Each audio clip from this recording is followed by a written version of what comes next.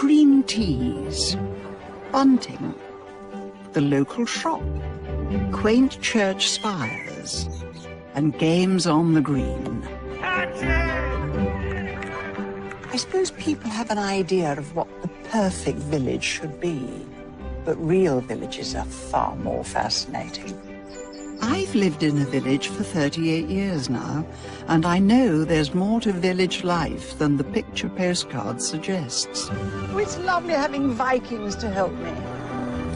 So I'm off for another summer, exploring our smallest communities. I bet you wish you were here with me. I'll travel by bike. Wow. And biplane. Oh, I see. Yes, there is. To unearth the people and places that have made a big impact. Fine figure of a man, isn't he?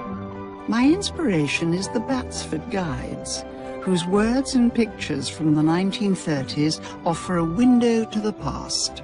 But I'm discovering what it means to be a village today, and it's incredible how rich and varied our country is. The more I see, the more curious I am. Why do we all love this quintessentially British institution? It's lovely, isn't it?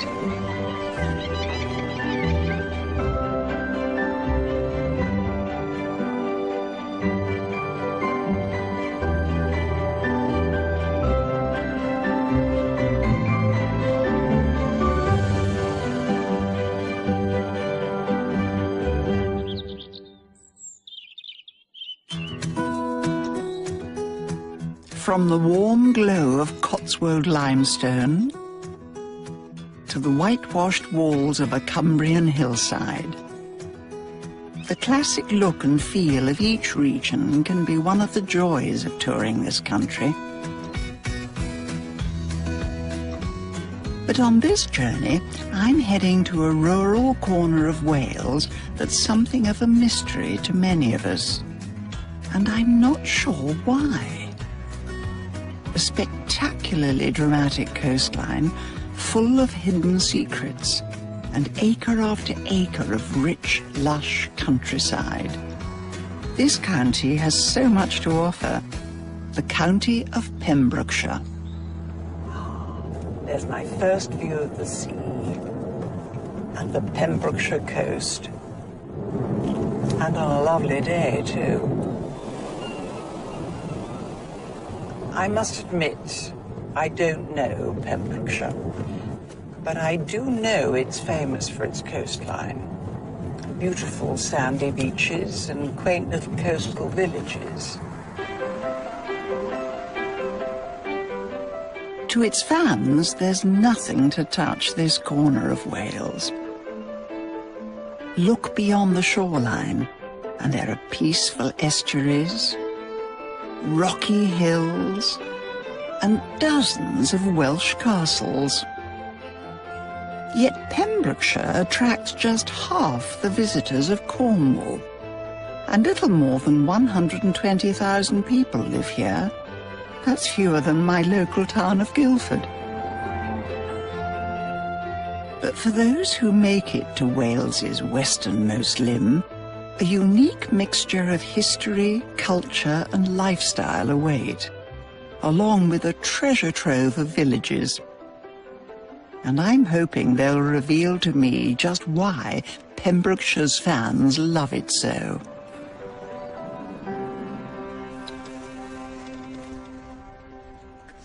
There is one thing that I've heard about Pembrokeshire, and that is that it's called Little England Beyond Wales. I have no idea why. But the name does sound English, doesn't it? Pembrokeshire. I wonder what my trusty guide makes of it. My Batsford says, "These are the oldest lands of Wales, the ancient ribs and earliest rocks of geologic time, cut only by the little streams down to the creeks of the coast." Sounds lovely, doesn't it? Mark you, earlier on in the guide, he's slightly less complimentary. Wales is a storehouse of the past. The traveller should be warned that he is about to travel backwards as well as westwards. Well, this strikes me as very unkind. I don't doubt I've travelled westwards, but as for the rest, I shall presume my guide refers to a fascinating wealth of local history. And if any village is going to introduce me to that history, then it's my first. Nestled on the south coast with its own beach and castle, Pembrokeshire has created a magical world of its own. It's a world that's attracted writers and artists. Virginia Woolf was inspired to write her first book here. George Bernard Shaw loved this spot. And Siegfried Sassoon came to stay often with friends. This is Pembrokeshire. Quiet. Seaside town. Jolly pretty coloured cottages. This one's evidently having a spruce up before the season. Pembrokeshire, as we see it now, took off in the late 1800s, when well-heeled folk started coming here for their summers. Castle Inn by the sea, in shells. But with Batsford suggesting I'm in a storehouse of the past, I thought I'd start at the village's beginning. Mighty Pembrokeshire Castle. Wonderful, isn't it? I knew that Wales was famed for its castles, but I never expected to see one in this tiny village and so close to the sea. This castle has been standing guard since the Normans stormed across Wales and took control in Pembrokeshire 900 years ago. But it's only seen 2 minor skirmishes in its long life, and these days it's open to the public. If anything, it feels rather romantic. Gosh, it's like walking into a lovely open-air room. I've never thought of castles as cosy, but this feels cosy, doesn't it? Feels as though you're coming into another part of the village. It doesn't feel too far away. Gardens lovely. People enjoying their tea. Enchanting. I detect a woman's touch here. In fact, several women. As a teenager, Dame Emily Napier inherited the castle from her mother, who in turn took it over from her mother. Normally it would go to the son. Yes, of course. It's passed down through the female line? Yes, ironically, but I don't have any daughters. So I don't know how I'm going to manage. That was rather remiss of you, Emily. You should have thought about your castle. Yeah, but if you look who used to own it, was a lot of mistresses who got it passed by the kings. So maybe one of my sons will have a wonderful mistress. Being the owner, you feel you have to look after it. Because it's my duty as well to make sure the ramparts are safe. And is that difficult?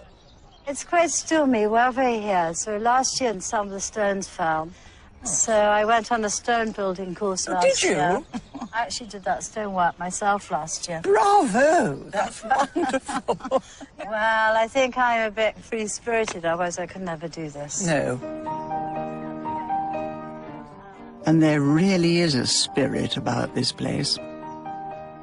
It's provided a magical backdrop to the likes of The Lion, the Witch and the Wardrobe, and the film version of Dodie Smith's I Capture the Castle. Because you're so wonderful, this is where you would have been sleeping. Oh, good. Today, the charming rooms and open spaces play host to weddings, the odd opera, and a great many picnics on the lawn. Of course, the castle's greatest legacy is the charming village that's grown in its shadow. And I'm keen to see why Pembrokeshire has attracted fans from far beyond the borders of Wales, let alone Pembrokeshire. A visit to the tea rooms should enlighten me. Trevor? Oh, hello. Trevor Foreman is as true a local as you could hope to meet. His family have been here for 5 generations and farmed on the hills behind the village. My grandfather farmed there, but he was wounded in the First War in the arm, and that precluded him farming. So when he came back after convalescence, he took on the village stores, which is where we are today. It's this lovely cafe now, but he actually ran it as a village shop for many, many years. How wonderful. Now, I have heard that Pembrokeshire is referred to as Little England beyond Wales. Why? The Welsh language hasn't been spoken here for possibly 900 years. Really? In South Pembrokeshire, that is. Right. It does go back to the Norman times. After the Norman conquest, it is thought that William the Conqueror actually visited the area. They saw it as a strategic location with its good links close by to Cornwall, yes, Devon, and of course over to Ireland. There was a lot of trade with Ireland as well. And of course they brought their language with them and their ways that, as time progressed, became a certain Englishness, and this area retained this. And it became, was coined later in the 16th century, Little England beyond Wales. With its fruit scones, cups of tea, and some distinctly English accents, I'd say cultural traditions are being well maintained to this day. I'm afraid, Trevor, you're not going to have an awful lot of your stuff. It doesn't seem quite as tempting as it is. No. She's leaving mine alone. I'm pleased the mystery of Little England beyond Wales has been revealed to me. And how remarkable that for nigh on 9 centuries, from Norman invaders to a London literary crowd, Little Manor Beer has been quietly maintaining this quirk of local culture. What an amazing location. After seeing the castle, you can come to the beach and enjoy the sun and the sand. I wonder what the Normans would have made of it all. Next, I discover an estuary village where for centuries women have worn the trousers. So they had to do the hard work, and the men just steered the boat, I suppose. Well, of course. And I shatter the tranquility of a riverside community. 2, 1...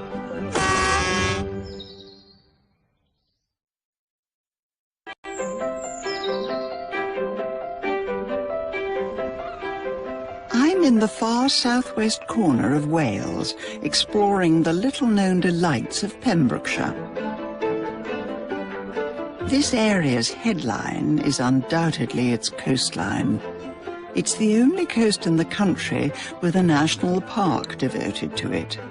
But look closely, and the park stretches inland to an area I'm heading to now. Upstream of Pembroke Dock is the hidden world of the Cleddau Estuary. Few visitors to Pembrokeshire make it here, but for centuries these waters and their fertile floodplains have made rich pickings for my next village, Langham. With cottage gardens and roses rambling over doorways, this feels like the South Pembrokeshire I'm beginning to know. But I've come here because Langham puts a whole new twist in the story of Little England beyond Wales.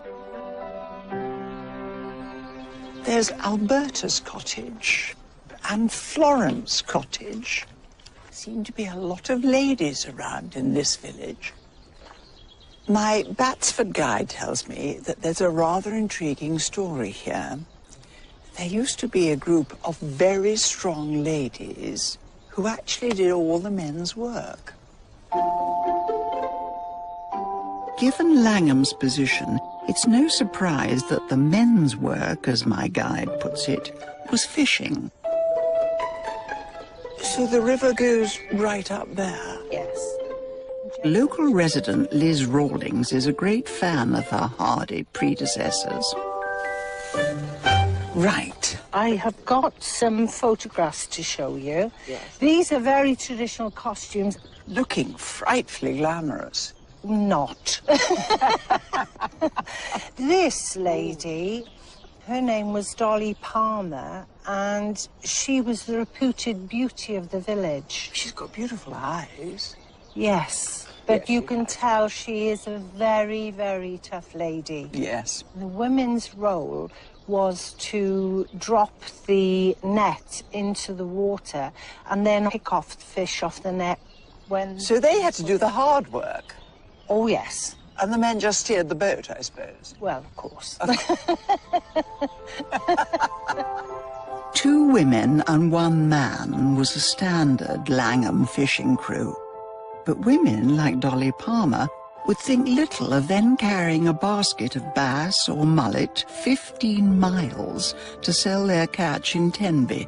The fisherwomen were very, very strong characters. It was a matriarchal society, and they used to choose their own husbands and then were not necessarily known by their husbands' names. Brilliant. And I think it probably stems way, way back through history, through the Flemish who came here in the 12th century.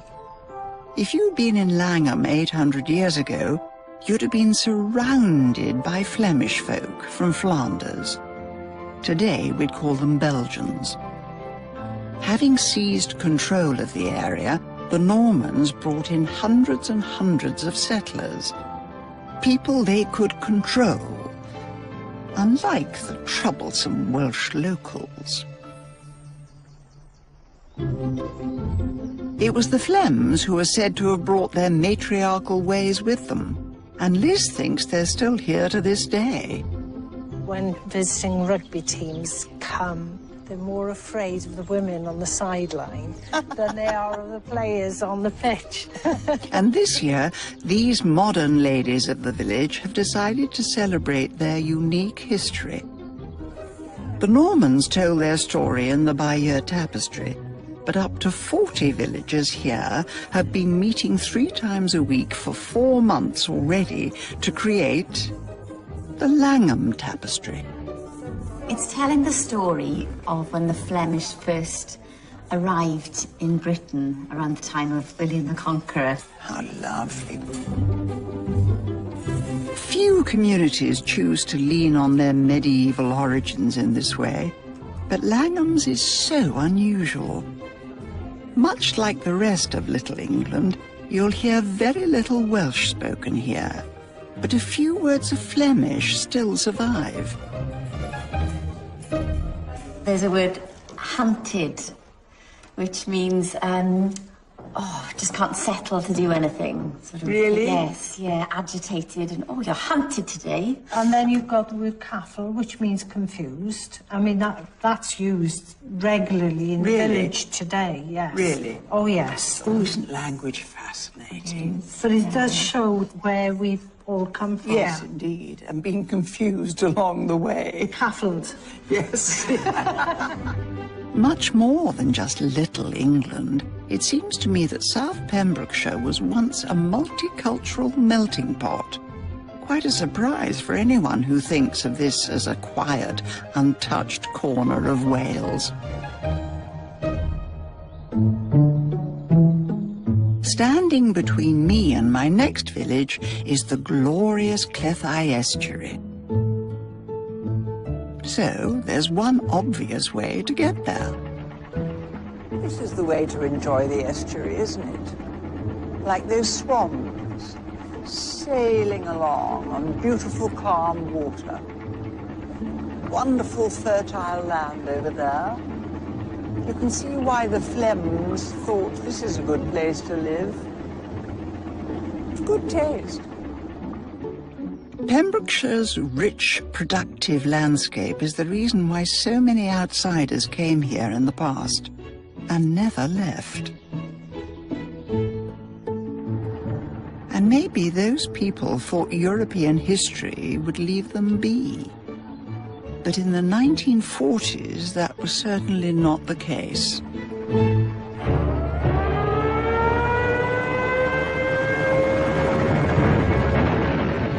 Retired journalist John Evans is joining me on my boat ride to explain how these quiet waters were caught up in the war. I was born during the Second World War, and I was in London. The bombs were falling. One doesn't think of bombs falling as far west as this. What people forget is that Pembroke Dock was one of the most heavily bombed communities in Britain. In 1940, the Germans had control of all the western seaboard of France. The U-boats were in the ascendancy in the Atlantic, and the Royal Navy were between us and invasion. And so Pembrokeshire, right on the west of Wales, became strategically very, very important. In their battle against the German U-boats, the Royal Navy made use of numerous small seaplanes. They were basically the eyes in the sky for the Navy. They would be catapulted off the battleship or the cruiser, and then they would fly over the horizon to see what was ahead of them. It required really specialist skills, Yes. not only airmanship, but seamanship as well.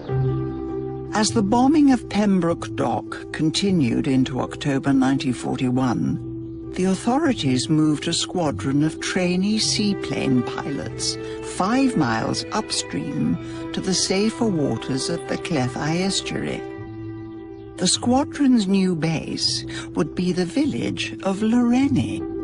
It was a very quiet community, so Suddenly they were invaded. Suddenly they were invaded by Royal Navy personnel. So it became a little naval community for a short period of the war, but the role that they were playing here was so important. Yes. And right on cue, I'm arriving at Loreni, which remains a lovely little village and a most unlikely spot for a seaplane training school. Student pilots would be sent here for 2 to 3 months of final training, and their rather unusual accommodation was Loreni's Victorian castle. This grand village centrepiece was sadly demolished in 1952, but as a young boy, David Lord Phillips knew it as his family home. They all seemed old to me. I mean, I was 8, 9. They were at least 20. They were at least 20.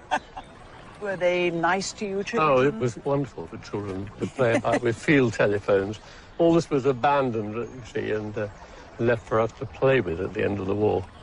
I can recall being hauled up over the edge of this seaplane, and it seemed to be mostly open and tied together with wire and little bits of string and so on. They had access to things that children wouldn't normally get. Sometimes American chewing gums. We had film shows, and of course there were big dances for the local. Yes. There was always something new happening every day. There seemed to be plenty of liquor to go around. Oh, really? That wasn't rationed. No, that wasn't rationed. Where they got it from, I don't know. The squadron was only here for 2 years, but it was enough time for at least one wedding between an officer and a local girl. That was almost 73 years ago now. Today, there's not a seaplane in sight, but there are plenty of boats. I've been asked to help start the village regatta. So he's going to count us down, and then both the cannon and the horn. And we have to make sure they get absolutely together. Absolutely together. Yes, I'm relying on you. 3, 2, 1, go. It's enormous, that noise. Heavens above. I wouldn't want to do that for a living. They're off. Modern visitors to Loreni would be hard-pushed to spot any sign of the war here. And the wind's got up a bit, that's good. But for those 2 years, this tiny community and its visiting pilots played a vital role in defending our shores. But it's time for me to move on and swap water for land. I can see what looks like very rich farmland. Beautiful greens and very windy roads. Cliffs and beaches tend to steal the attention these days, but ever since the Normans and their settlers arrived, the backbone of Pembrokeshire life has been farming. Here we are, Bosherston. Oh, and there's a beautiful church. Those lovely square towers on. This village owes its existence to the Cawdor family and their Stackpole estate. 200 years ago, their land covered 16,000 acres, and Bosherston was developed simply to house some of the workforce. I don't imagine the cafe's front garden was quite as appealing in those days, but it's where I'm meeting Jonathan Hughes, chairman of the Pembroke Farmers Club. One of the great things about the land in South Pembrokeshire is you've got a very long growing season because of the Gulf Stream, which keeps everything really, really warm. There's quite a level, flat area. The soil quality is very, very good. It's quite free draining. It's got some of the best agricultural land in the whole of Wales, and it's easy to farm. One of the things Pembrokeshire is famed for is its early potatoes, and that's all to do with good soils, long season, warm springs, frost-free. Really? Yeah, no, hardly any snow. In the 30 years I've been here, you've probably had half a dozen or so, significant snowfalls. That's good. Yeah. Pembrokeshire boasts more sunshine and warmer winters than anywhere else in Wales. But the Stackpole estate has still had to move with the times. The army requisitioned 6,000 acres in 1938 for tank training exercises, whilst the rest of the land was also part of the war effort. Milking the cows, feeding the sows, working the ploughs, learning the hows of a land girl's life on the farm. At least 50 land girls were stationed around Bosherston. They dug for corn, potatoes, and for victory. But 70 years later, there are still over 2,000 farms in Pembrokeshire and more dairy cows than people. Do you think these villages still regard themselves primarily as agricultural? To their core, they're very rural. Its agriculture is intimately woven into the everyday fabric of the area. And here in Bosherston, there's still a reminder of the halcyon days when vast fortunes were made from Pembrokeshire's land. In 1780, the Cawdor family took it upon themselves to create some quite magical landscaping. There was a wee stream up there, and in the winter it used to flood a bit. And they decided they'd like a lake, as one would. And so they dammed it, and they created this lake. And here, they evidently planted these amazing water lilies. I love white water lilies.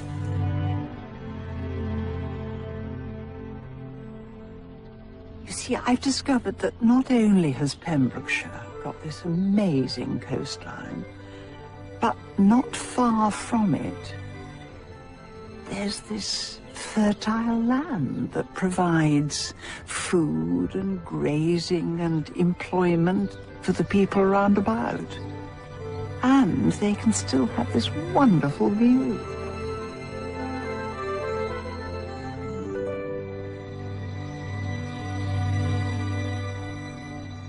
Next, I head into the wild hills where the villages become decidedly more Welsh.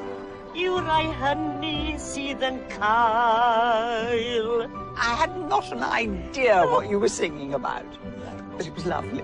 And market day is interrupted by Pembrokeshire's most reluctant star.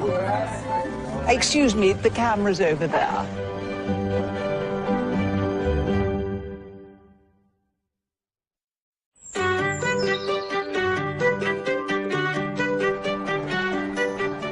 I'm on a journey across the Welsh peninsula of Pembrokeshire.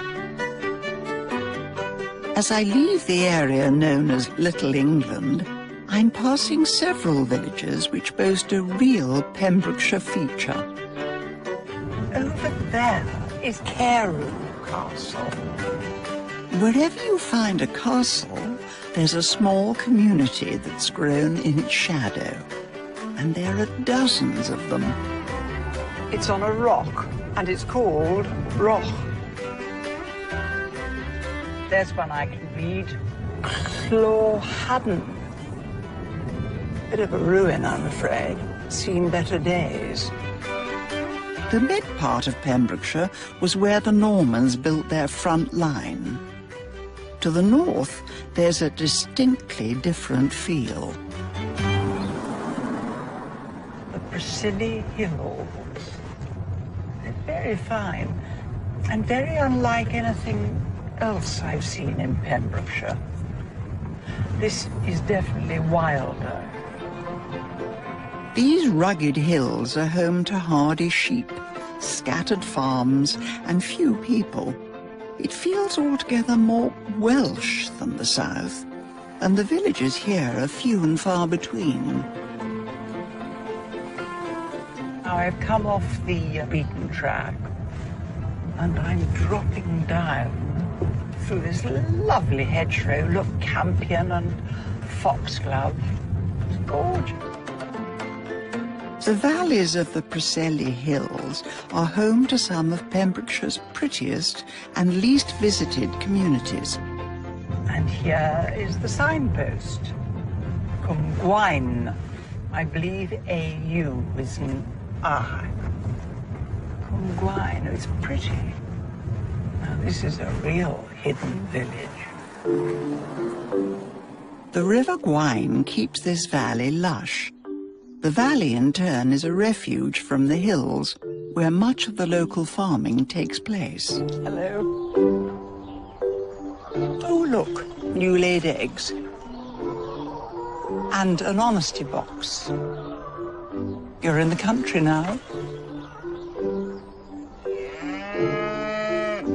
I'm told the 300 folk here like to do things very much their own way. And first impressions are that this is not a typical village. For one thing, there doesn't seem to be a centre. I'm told there's a post office somewhere here. Yes, here it is. Look, post office. But this is a farmhouse. I believe it opens every day. So you have to walk a bit of a way to the post office, but I'm sure it's worth it once you get here. A third of a mile down the lane is the next hub of village life. A welcoming pub. In a sunny spot, I'm sharing a bench with Lilwyn McAllister, a local born and bred. This is not an easy place to farm in. Is it not? Because, you know, we're up near the Preseli Mountains. The ground is heavy, and we have a lot of rainfall. It costs more to feed the land and so forth. What is different about living here in Cwmgwaun? It's a very, very Welsh-speaking area. I didn't know a word of English until I went to school. Really? No, no. We are funny people, you see, because we don't celebrate the New Year until the 13th of January. Why? Well, going back to 1752. I don't quite stretch that far.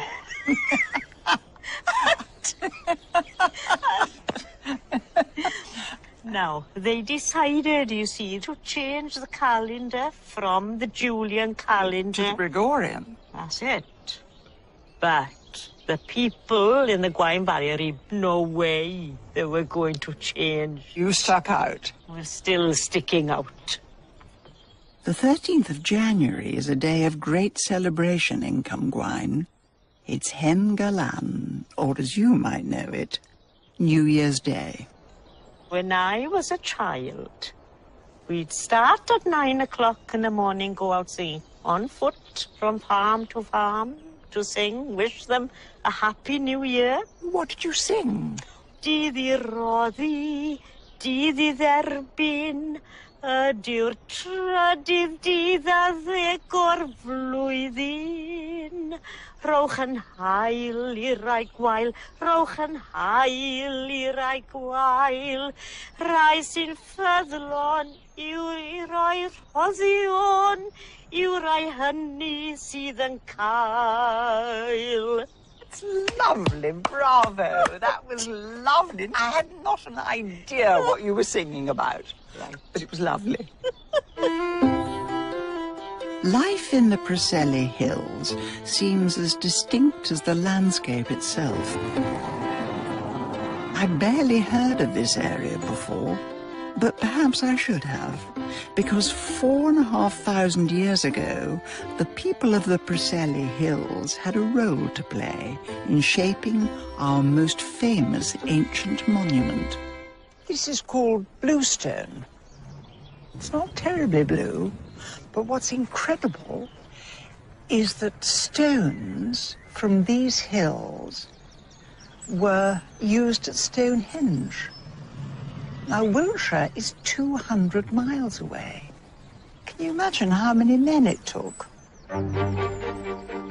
There's some serious history running through these ancient hills, and my next village boasts a fascinating tale. With no valley to protect it, Minor Clogthy is a true and tough hill farming community. And in the 19th century, the villagers here sparked a rebellion that spread across much of Wales. This is the home of the Rebecca riots. Prompted by agricultural distress, the lawless spirits of the neighborhood seized the opportunity to attack one of the smaller and more annoying imposts of the countryside, the turnpike tolls. Agricultural distress is putting it mildly. The turnpike toll gates saw landowners charge farmers to move sheep and much-needed fertilizer along the roads of South Wales. And with fewer than 1 in 5 men eligible to vote, a series of bad harvests in the 1830s saw things reach breaking point.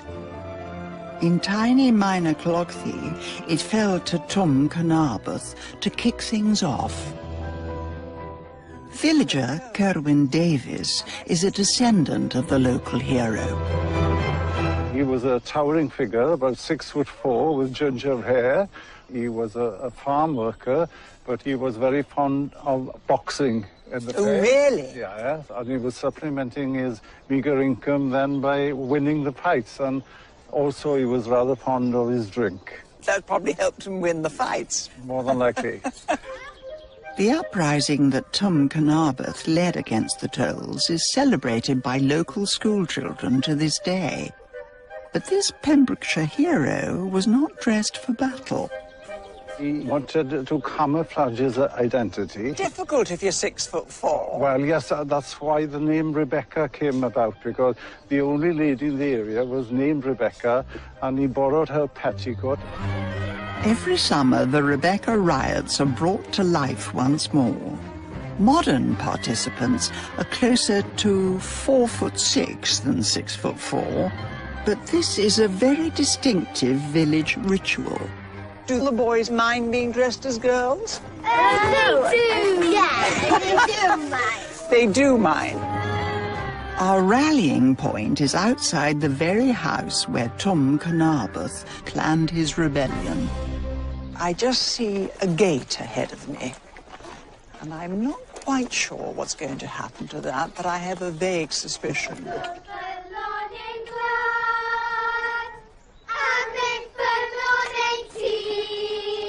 What are they shouting? Well, they've seen a gate obstructing the highway, and they're going to destroy the gate so that everybody can walk through freely.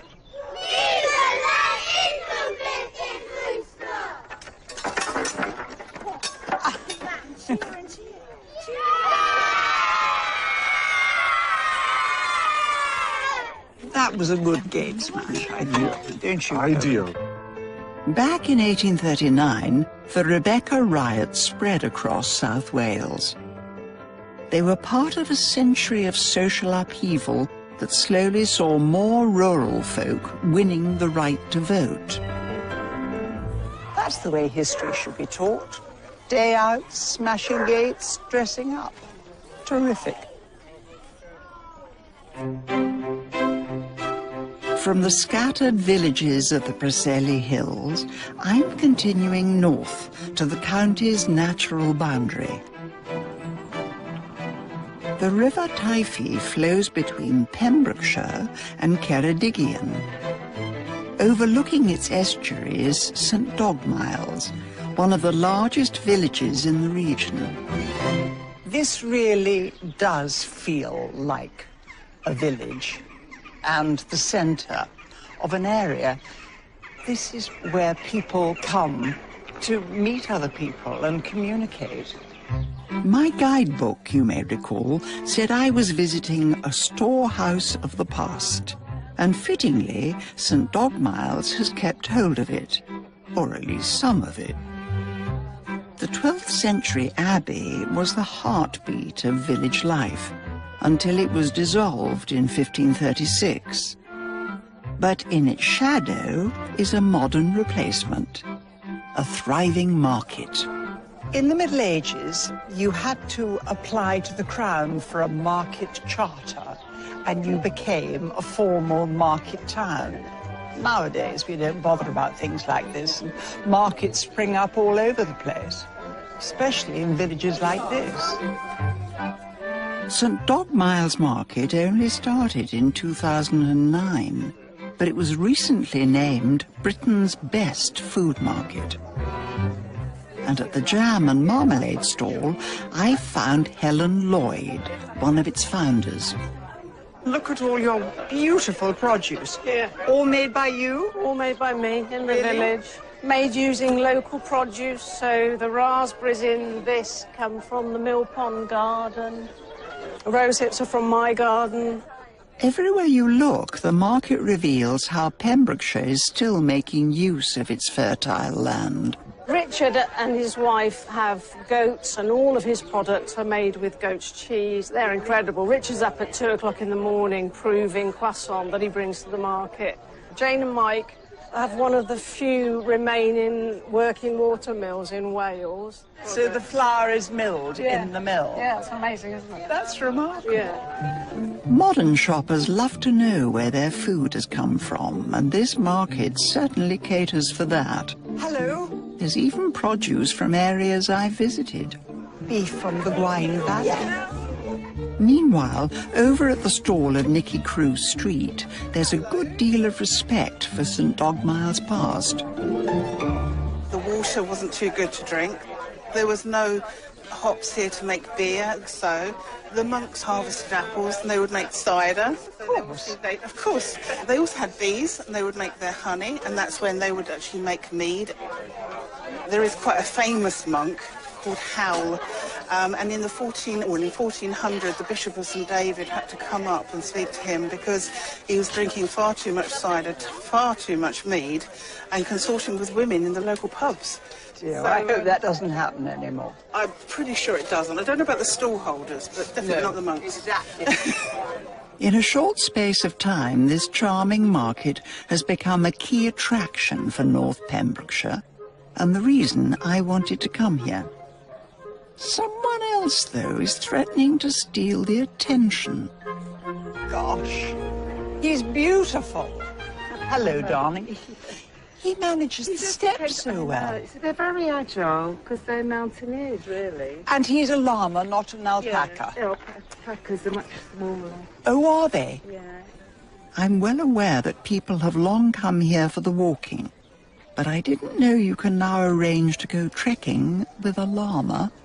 How many have you got? I've got 4 at home. Really? Yeah, I've got his brother, half-brother, and his mother, and then the other mother of the other one. And does he come out for a walk every week? Very friendly. Yes, he... Yeah, very. Do people stop and wonder why there's a llama walking around the village? Especially when I'm on the roads, people are stopping their cars and wind the windows down. Of course, the head goes straight in and they're very taken aback. He's It's lovely. so hard to photograph because they don't stand still. Excuse me, the camera's over there. There we are. You're very beautiful. That's made my day. A llama in Wales. Bye. Next, back on the coast, I find a tiny village once at the heart of a vast industry. It's dominated by this enormous harbour. And I see how this industry has created a playground for those who dare. You and me with our grey hair, Yes, you see. absolutely. It's called wisdom.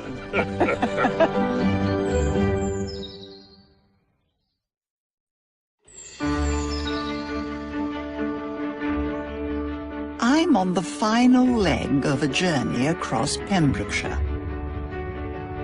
From the distinctly English flavour of the south, things have become reassuringly more Welsh as I've headed north. But there is one mainstay of the country I'm yet to spot. When you're in Wales, you expect to see a lot of quarrying and mining. And so far, I haven't come across any in Pembrokeshire. But I believe that's going to change now because I'm heading towards the north coast. I'm ending my journey with a return to Pembrokeshire's celebrated shoreline. Some of these rocks are 600 million years old, I'm told. Today, we come simply to marvel at them. But here in the north, they were once the basis of industry and of village communities. Porthgain. Well, that's a reasonably easy village name for me. Gosh. Oh, and little cottages. Oh, they're lovely. Porthgain shelters from the Atlantic in this snug and very welcoming spot between the cliffs. Art galleries, a pub, and colourful fishing boats make it seem as though the village was put here to be enjoyed. Gosh, a lot of flavours. And they're from Pembrokeshire, I see. Yep, all local. I'd like rum and raisin, please. Yeah, of course. Yes. Porthgain feels like one of those classic little coastal spots. And often I come to learn about a lost fishing community. But that wasn't the industry here. 100 years ago, this would have been the last place you'd want to come for an ice cream. It's dominated by this enormous harbour and these relics of an industrial past. In the 19th century, Porthgain was a powerhouse of Welsh industry, feeding on rich local reserves of granite and slate. That building there was a brickworks, and thousands of the bricks were made to create this vast wall. And behind here were great hoppers. These hoppers were used to store granite ready for shipping. For the best part of a century, the village echoed to stone crushers, sawmills, and the brickworks, which at their peak could turn out up to 50,000 bricks a week. The harbour, which must have been just a little cove, really, was extended so that bigger cargo ships could come in to carry the weight of what they were producing up here and export it to other parts of the country. In the early 20th century, 4,000 tons of local granite sailed out of Porthgyn's harbour every month. It was used to build roads right across Britain. In a county of rich farming, this stretch of coast trod a different path. And just 2 miles to the west, I reach my final village, Aberystwyth. There's just a handful of holiday homes here now. But the slate-grey hue of the beach and a number of ruined cottages are a clue that Aberystwyth was once the original industrial community on this stretch of coast. A horse-drawn tramway trundled slate from here to the harbour I've just seen at Porthgyn. But I've come to see the remarkable coastal legacy of Aberystwyth's quarrymen. Heavens! How extraordinary. Come round from that beach and see this amazing sight. Man-made, I believe. And the grey, grey, grey of the slate.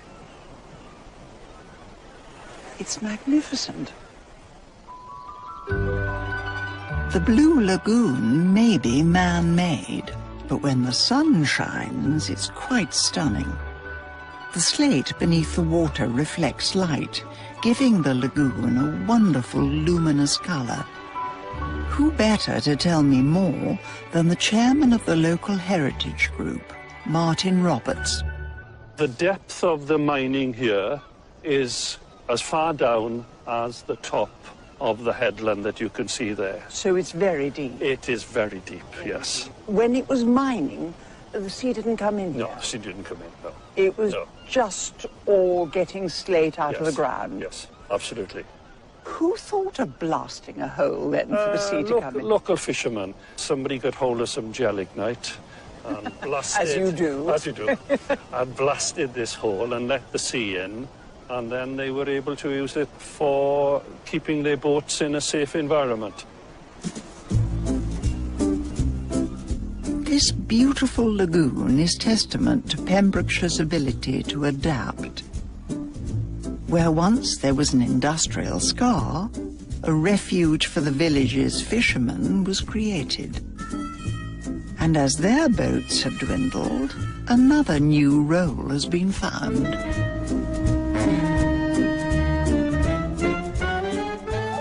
Oh, gosh. Horrifying. This is coasteering, an expert-led mix of swimming, climbing and jumping that's popular from here to Cape Town. But Pembrokeshire was where it all started in the 1990s, and Aberystwyth is the place everyone wants to come to. I wonder what the poor men who quarried slate here, probably with a life expectancy of about 45. Yes. I wonder what they would think about these young people jumping off there. Probably the same as the two of us think now. You and me with our grey hair, yes, you see. Absolutely. It's called wisdom. But coasteering is just the beginning. The Blue Lagoon is now attracting adrenaline junkies from around the globe. Aberystwyth is an established home for the World Series of cliff diving. People come from all over the world to jump off a cliff. All over the world. I've heard it all now. Look up the top. 27 metres is the competition height. They must be mad. Bonkers. Well, there we are. You said it first. In the story of local industry, I'm not sure extreme sport can ever take the place of farming or quarrying. But this is vibrant proof of how Pembrokeshire balances its past and its present. And when your past is as unusual as Pembrokeshire's, that can only be a good thing. Before I came to Pembrokeshire, I had heard that the coastline was beautiful, and it certainly is. But I wasn't prepared for the richness and diversity that I found here. Far from being a quiet corner in the southwest tip of Wales, Pembrokeshire has evidently been a hive of activity for 1,000 years. It has its own unique culture and community. Not quite English, not quite Welsh, just pure Pembrokeshire.